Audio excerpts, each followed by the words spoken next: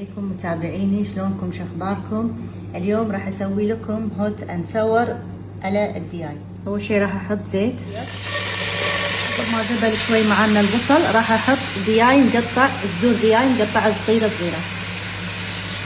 فصين ثوم عقب ما حمسنا الدياي. قفة بهار مشكله، اي بهار عندكم، وكركم قفة صغيره، شوي فلفل اسود. حمس الدياي عدل راح اضيف المشروم مقطعته صغار صغار، علبه واحده فريش، جزر واحد مبشور ناعم، ابيض ناعم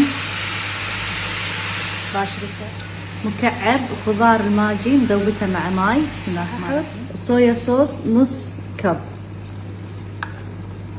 ونص كب من دارك صويا، كوب من الخل الابيض، تشيلي هم نص كوب.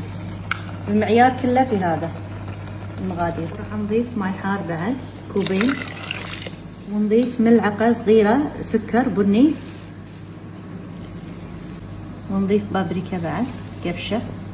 ذوبت 4 ملاعق صغيرة نشا مع ماي. ما طبخت الشوربة معانا الدياي وكله، راح اضيف النشا. بسم الله.